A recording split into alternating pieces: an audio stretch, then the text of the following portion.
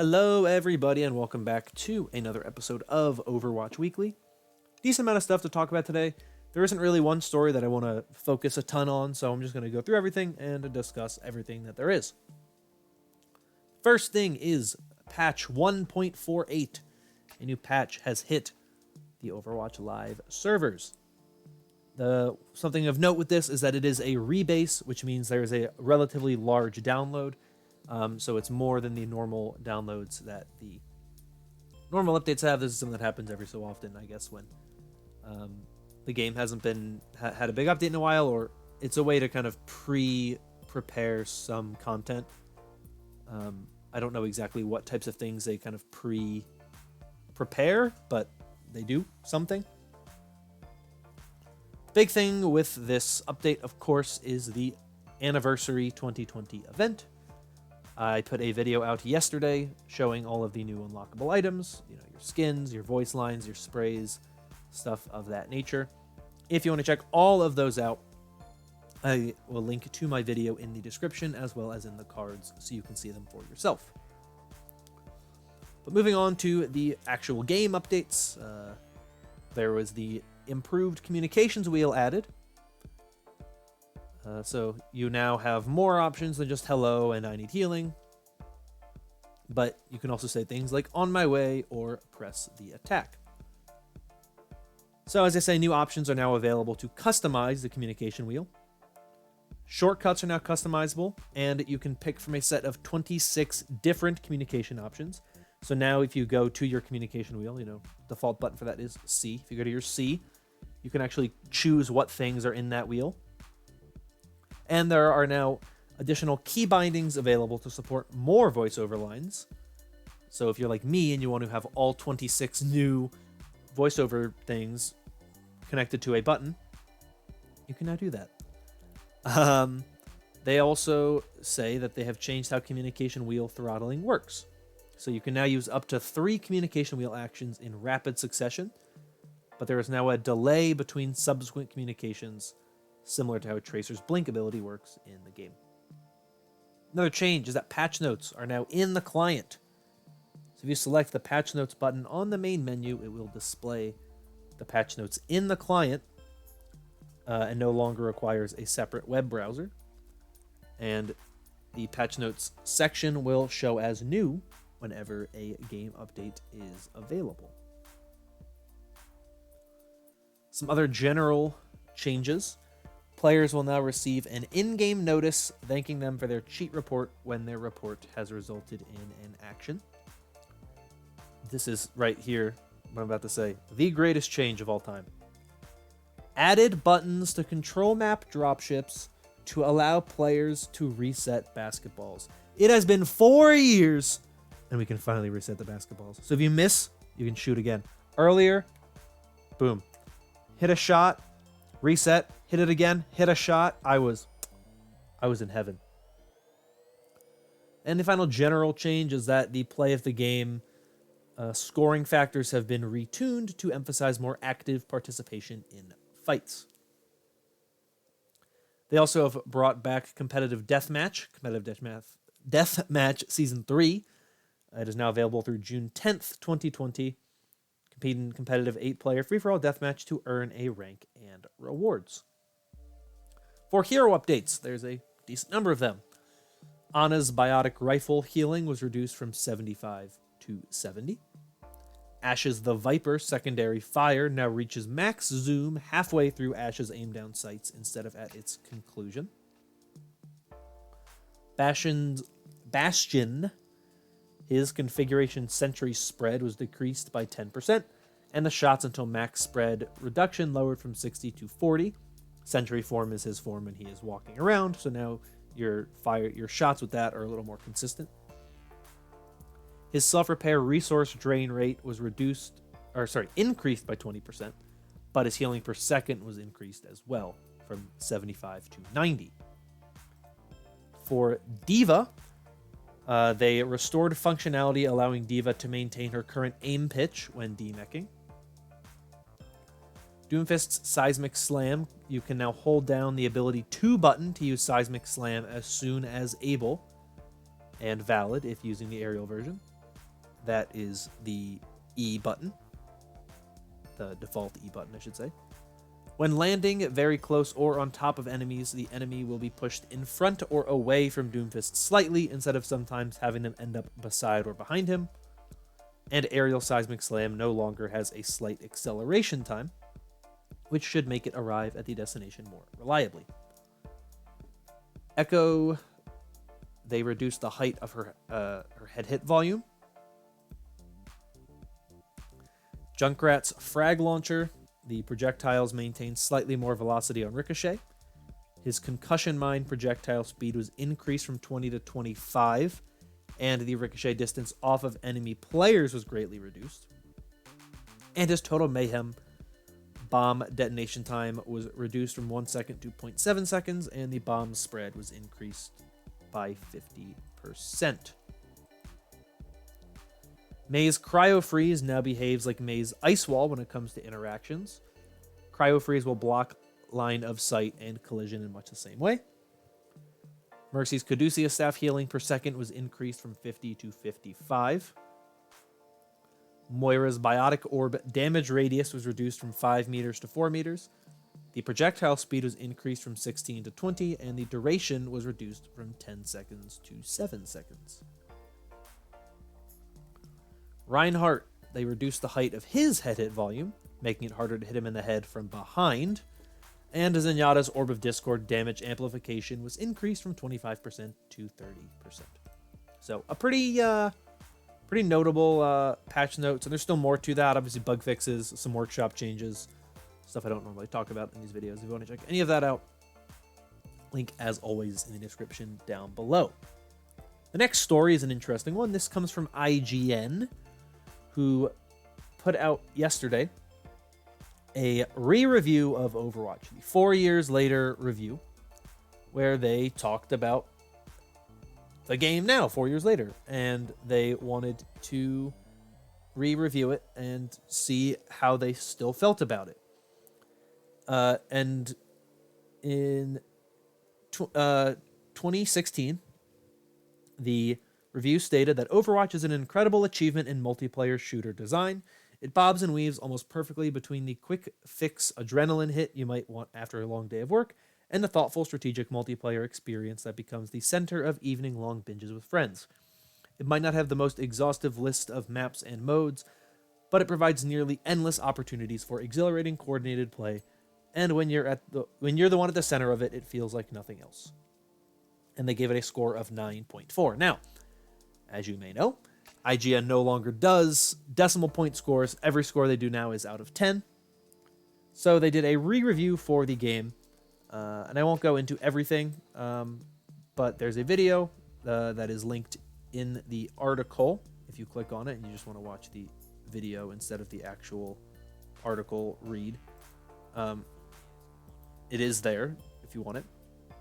But the article essentially is something that if you are following the Overwatch community on Twitter and you're very involved, their review might actually come as a surprise to you, because they gave it a 10 out of 10 on their re-review. 4 years later, they have reviewed the game again and given it a 10 out of 10. And it was a very interesting thing to watch, because you can tell that the review is obviously done from a very casual sense, right? This isn't someone who's playing to try to be an Overwatch League player, right? That's not the goal of this IGN review, right? It's saying, I'm a casual fan of video games, right? I want to play a game that I can sit down and play fun multiplayer, and this is what he basically says in the review. And he talks very, very highly about the game, and truly believes that the game is a 10 out of 10. And it's really an interesting discussion that has kind of followed from this on Twitter and Reddit. You know, a lot of people have said, you know, take away what you will about your issues with like the competitive side of the game, right? The pro side of the game has problems, but those aren't the game's problems. They are the organizational problems of how the Overwatch League and Blizzard have handled the tier 2 and tier 3 scene, or stuff like COVID, or the fact that they're making a new game. Those are the types of things that aren't necessarily Overwatch, the game itself. They're external factors that have impacted people's enjoyment of Overwatch. And there are some things that are inherently part of the game, right? Poor balance changes, stuff like hero pools that people have an issue with. Those are things that are inherent parts of the game that people have issues with. But when you think about the game's netcode, it's incredible. The sound design, the art design, the gunplay, like the heroes in Overwatch are so original and unique, and they're fun. Even if a hero is not one that you are very good at, like you can pick them up and just be like, I'm really bad at this hero, and I don't know what to do, but I just think this is a fun hero.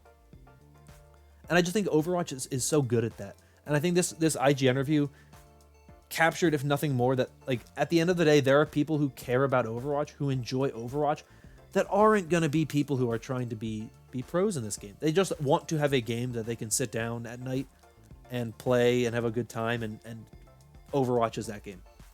And I thought it was a great review, and I thought it was a very interesting topic to re-review. I mean, it is the 4-year anniversary, so it makes sense why they went looking at it again.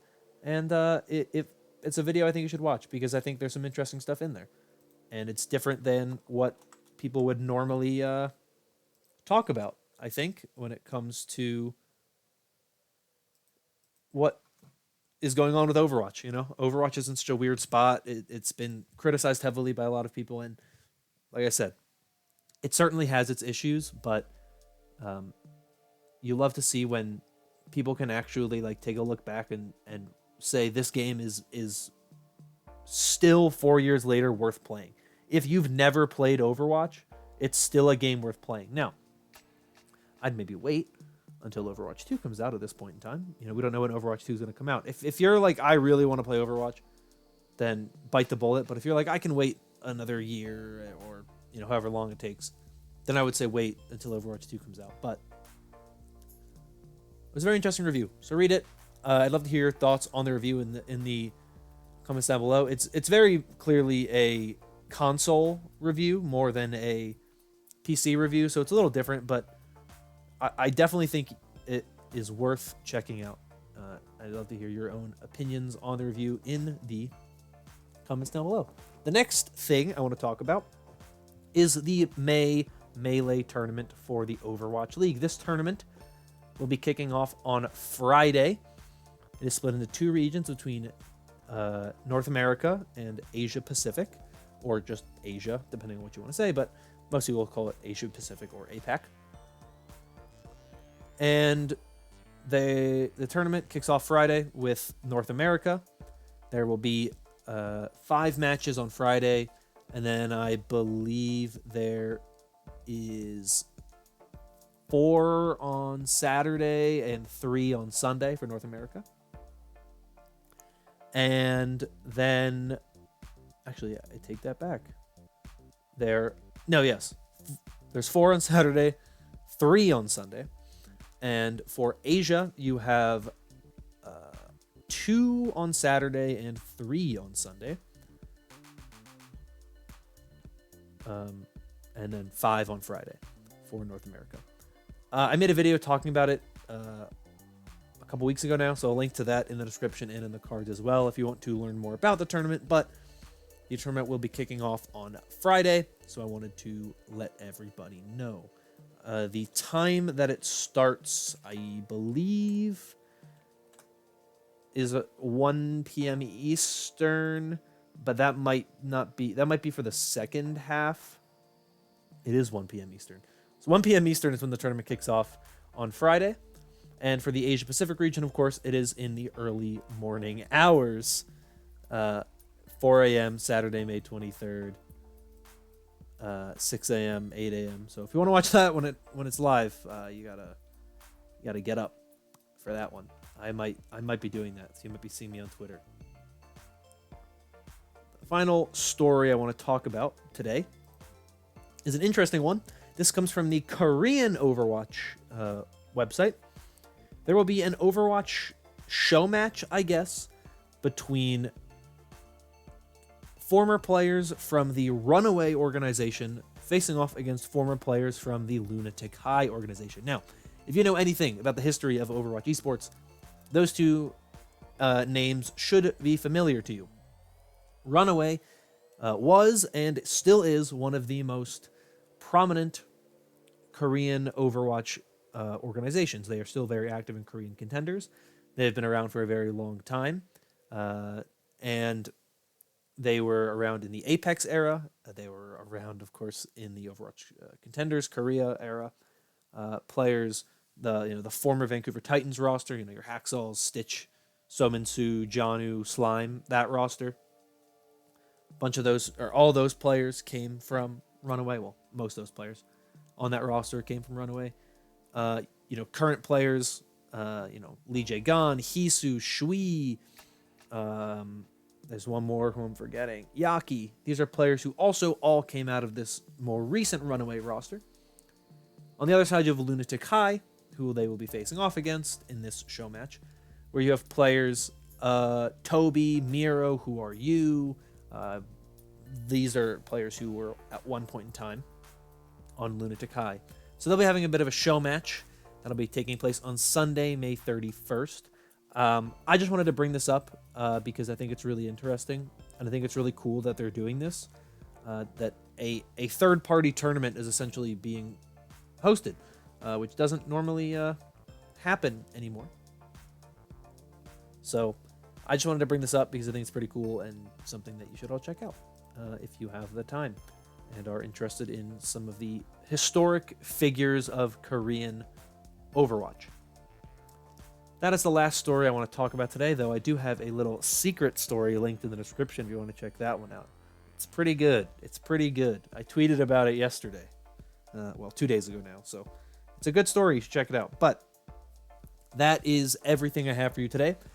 I'd love to hear your thoughts on anything I talked about, whether it be the patch notes or it be the IGN re-review or your thoughts on the May tournament. I'd love to hear about any of that.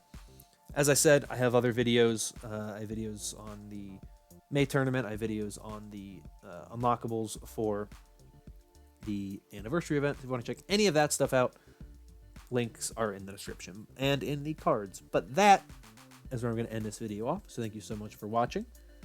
Hope you all have a wonderful week. Hope you all have a great time. If you've enjoyed this video, consider liking and subscribing. And I hope you're all staying safe. And I hope you all get through everything that's going on. The world is a weird place right now, but we can all get through this together. Thank you once again. And I'll see you all in the next video. Bye-bye.